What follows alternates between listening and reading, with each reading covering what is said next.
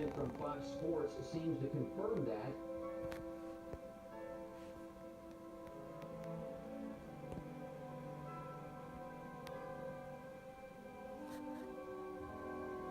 Another German homeschooling family was ripped apart when an army of German police officers and social workers surrounded the home of the Wunderlichs near Frankfurt a few weeks ago and took away their children. The only child was homeschooled. After an international outcry and a court hearing, the Wunderlich children were returned. But this was not a victory for homeschooling or parents' rights in Germany, because the Wunderlichs have been forced to send their children to school.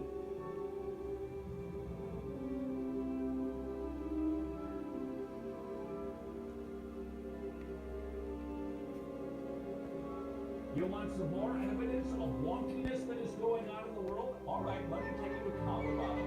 Let me introduce you to a congressman who's fighting to the civil union bill. Listen very carefully to his attitude about you, Christian. And we've written Senate Bill 11 to make sure that this separation between religious belief and what's happening here in our state code, in our statutes, our civil laws, are kept separate. For Senate Bill 11 respects religious freedom. This bill does not reach into anyone's church or mosque or synagogue.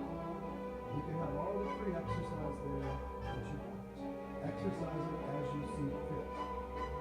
But don't let your free exercise go unpunished. Don't claim religion as a reason law to discriminate. We have laws against discrimination. And so bakeries that serve the public aren't supposed to look down their noses at only certain class of persons and say we don't sell cakes to you. It's troubling, this discrimination. So, what you say to those who claim religion requires them to discriminate? I'll tell you that. Get down into the mountain and live there. Go live a monastic life, away from modern society, away from the people you can't see as equals to yourself, away from the stream of commerce, where you may have to serve or enjoy them, or rent banquet halls to you. Go someplace and be as judgmental as you like. Go inside your church, establish separate water fountains if you want, but don't claim that free exercise of religion requires the state of Colorado to establish separate water fountains for her citizens. That's not what we're doing here. The world is going wonky.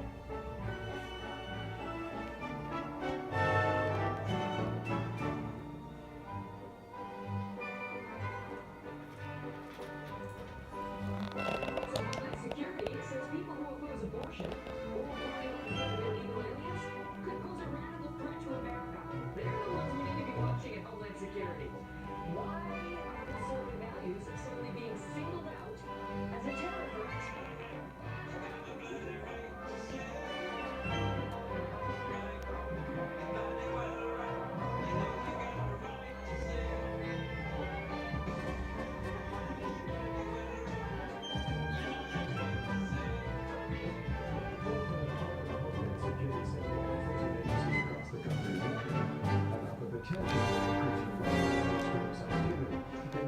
Groups and individuals dedicated to single issues like abortion, immigration, and gun rights, and even raises a red flag about veterans returning home from the wars in Iraq and Afghanistan.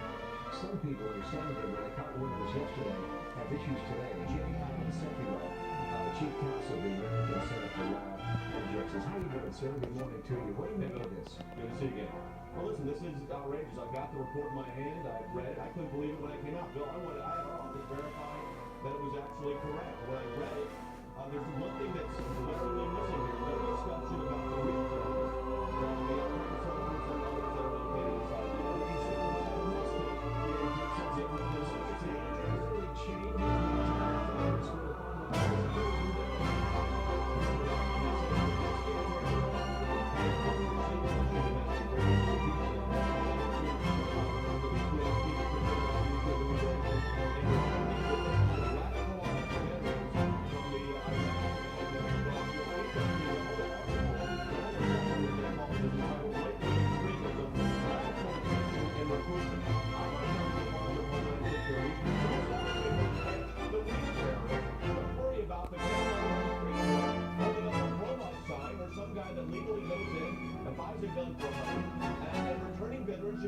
on Veterans Affairs and make sure they're incorporated back into the society. We owe that to our veterans. But to call them terrorists is just outrageous. The U.S. Army is directing troops to remove scripture etched into their military scopes for passages from John and the 7th were inscribed on them by the manufacturer Trigicon.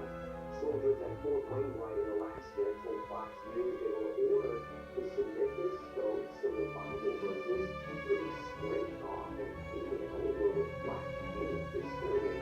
The Army spokesman said Trigicon agreed to remove scripture from future orders.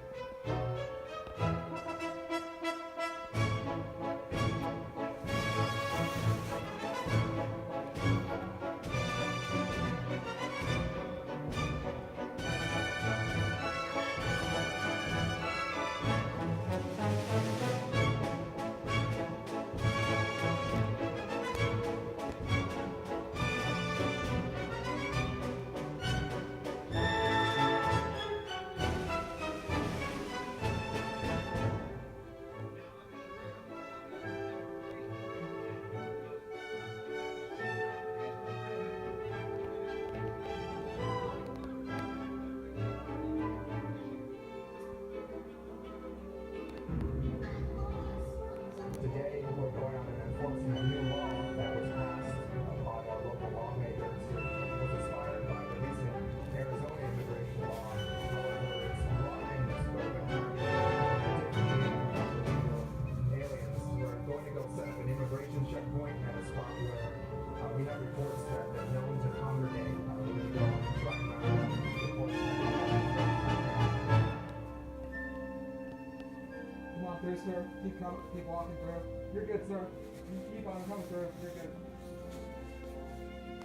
You have your documentation showing that you can be here on Native American land?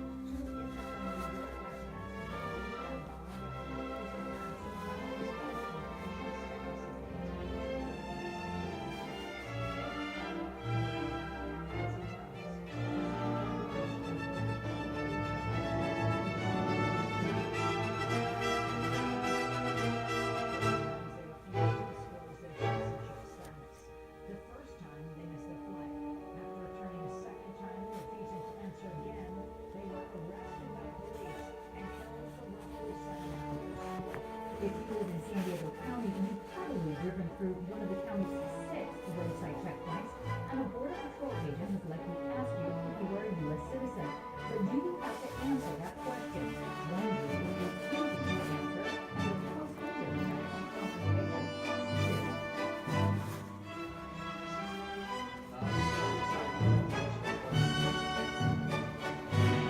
Answer that question, sir. What's that? I won't have to answer that question. I'm sorry. I'm a private citizen. I like to freely travel down this road, but I don't have to answer questions from federal agents. Unless we're living in a police state, unless this is Mexico or Nazi Germany, it's still America, and I can travel down this road without having to answer questions from federal agents. Right. But this is a matter of principle in these things. Here we talk about the principle and about what the Constitution says about your right to refuse answering those types of questions.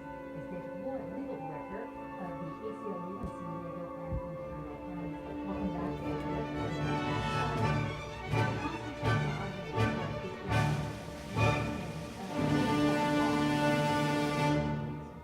I think they're absolutely correct. Whenever questioned by law enforcement, all persons have the right to refuse to answer questions. As far as your right to privacy, your right to revoke, to remain silent. It's a right to remain silent, it's a right to privacy, it's a right to simply refuse to cooperate and refuse to answer questions.